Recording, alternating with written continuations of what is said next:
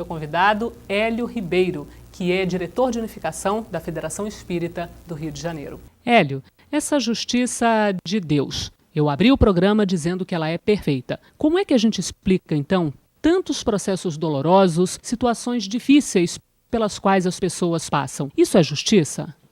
A doutrina espírita traz algo novo para o contexto humano quando apresenta uma lei natural chamada lei da reencarnação, que tem por base uma lei também natural, a lei de causa e efeito, que tem a sua raiz na nossa liberdade de agir, no nosso livre-arbítrio.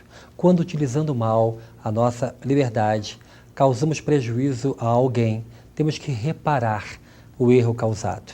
Daí inicia-se um processo que culmina com o retorno à vida ligada a um corpo de carne, aonde nós vamos passar por experiências muito ligadas aos erros praticados, para que possamos, inclusive, vivenciar aquilo que nós fizemos de errado com o próximo. A doutrina espírita ela tem por base o Evangelho de Jesus. E lá no Evangelho está escrito que Deus não dá fardo mais pesado que nós podemos carregar. É óbvio que na hora de nós planejarmos a nossa reencarnação, existe um acerto para que se possa vir com as provas necessárias e suportáveis a serem resgatadas naquela presente experiência reencarnatória. Alguma das vezes existe realmente uma sensação de que algo mais forte está nos impulsionando a perder aquela experiência. Só que a bondade divina ela é maior do que a nossa própria concepção de entender tudo isso. E a misericórdia de Deus age nos dando forças e bom ânimo para que possamos suportar essas provas. Algumas pessoas dizem o seguinte, que a justiça divina ou a justiça de Deus acaba por se concretizar ou se realizar nessa mesma vida, ou seja, algo como a que se faz, a que se paga. Podemos, numa mesma encarnação, cometer esses erros e nessa mesma encarnação pagar, se é que se pode usar essa expressão, alguns deles? A expressão seria melhor reparar. E algumas das vezes já existe um tempo hábil para isso. Quando nós começamos a entender a vida humana entre 80 anos, 70 anos, existe tempo hábil para que se possa entender o erro feito, dali chegar a um remorso e iniciar um processo de reparação. Algumas das vezes esse processo não tem início porque a pessoa não admite que errou. Ou seja, o orgulho não deixa de admitir que errou. Então o primeiro passo é reconhecer o erro e daí inicia-se o processo que culmina com a reparação.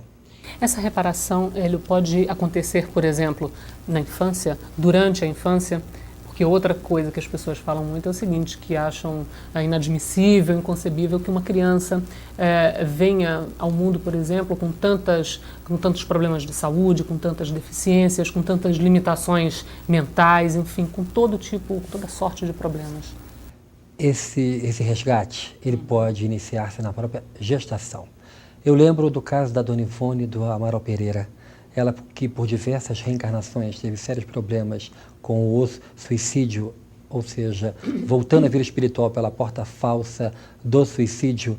Na última experiência terrestre, ela voltou à vida e com poucos dias de nascida, ela teve um seríssimo problema de morte aparente. Ou seja, já começou ali um calvário, onde ela teve a oportunidade de resgatar os erros praticados. A Dona Ivone é um caso típico de um espírito que conseguiu superar a prova, resgatando os erros feitos e dando uma contribuição enorme para a sociedade, com seus escritos, com seus livros, todos publicados pela FEB. O estágio da justiça humana em que nós nos encontramos hoje reflete, de alguma forma, essa evolução no plano espiritual do ponto de vista coletivo? Filosoficamente, a justiça dos homens ela tem por base o direito positivo, que é o direito natural, inerente à própria humanidade. Cada país tem um modo de entender esse direito positivo e tira dele a base, o fundamento para as suas próprias leis. Quando Allan Kardec perguntou aos espíritos, ainda na organização do Livro dos Espíritos, sobre o assunto escravidão, que ainda existia inclusive em nosso país, os espíritos disseram que isso um dia iria acabar, que era algo antinatural, um homem escravizar o outro pela cor da pele. Agora, essa justiça dos homens, ela tem conseguido, ao longo desse tempo, enfim, ser fiel ou se aproximar de alguma forma da justiça divina, ou ela é muito distante ainda do que prega a justiça divina? A partir do momento em que a ciência dos homens começar a admitir a existência do espírito e daí concluir pela reencarnação, vai a justiça ter uma visão completamente diferente de tudo aquilo que acontece. Alguns casos, principalmente ligados à área do direito de família, quando pessoas, a partir de uma paixão enlouquecedora, deixam seus laços, seus compromissos familiares, para do nada iniciar numa grande aventura amorosa, esquecendo os compromissos previamente assumidos, ali vai se ter uma visão completamente diferente quando se percebe que ninguém é filho de ninguém por acaso, ninguém se une a alguém por acaso. Existe um liame anterior ao próprio estágio atual das pessoas encarnadas, e isso a reencarnação explica.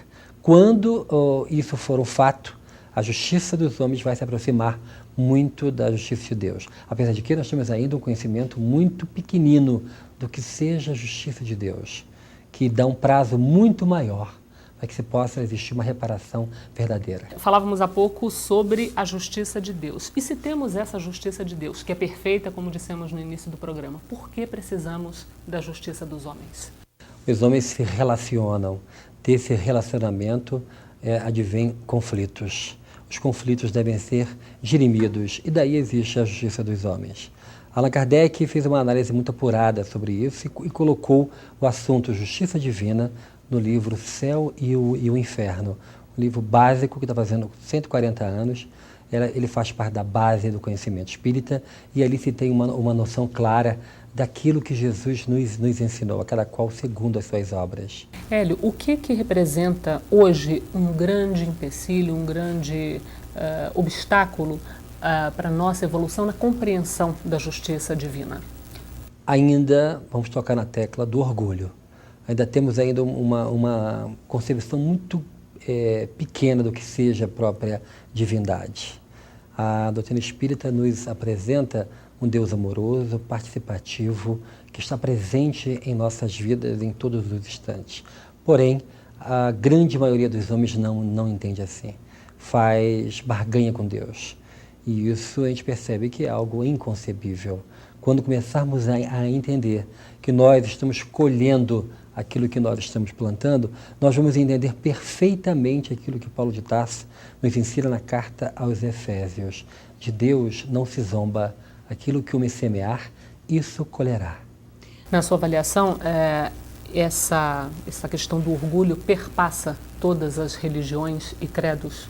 É do ser humano? É inerente ainda à própria evolução espiritual, ao estágio em que o homem se encontra na Terra, onde o orgulho coloca aí uma névoa sobre os olhos, sobre a compreensão do homem, trazendo consequências ruins ao próprio relacionamento entre os homens e o relacionamento dos homens para com Deus. Onde é que o amor entra para ajudar nessa compreensão da importância e da amplitude da justiça divina? O amor cobre multidão de pecados, já nos diz o Evangelho. Quando começamos a amar, nós começamos a compreender e começamos a perdoar. Quem ama, perdoa. E quem perdoa, releva, esquece, não busca o revide. Quando não buscarmos o revide, deixarmos que a criatura que cometeu algo contra nós, ela própria, ela vai cair em si um dia e ela vai concluir que aquele fato equivocado gerou alguma coisa de ruim, ela própria vai ter em si meios e modos para reparar isso. Quando começamos a perdoar, e o perdão é um dos filhos diletos do amor, nós vamos ter uma sociedade mais justa. A justiça divina se assenta em quais pilares básicos? A justiça divina, ela se assenta na lei máxima, que é a lei de amor, justiça e caridade. Quando nós começamos a compreender um pouco mais sobre isso, e Allan Kardec coloca isso lá no Evangelho segundo o Espiritismo, a lei de justiça, amor e caridade, quando nós começamos a entender um pouco mais da grandiosidade do coração de Deus. A gente vai perceber como que é o amor de Deus, como que funciona esse Pai amoroso nesse processo de reparação dos erros praticados por nós. Agora, em algumas vezes você citou a questão do orgulho como um empecilho, atrapalhando. Agora, como é que os espíritos nos ajudam ou podem nos ajudar a fazer o trabalho oposto, a compreender essa justiça divina, a aceitar, a interagir melhor com ela? Os ensinos que os Espíritos nos trazem, aí a obra básica é o Livro dos Espíritos, nos diz que faz necessária uma reforma íntima.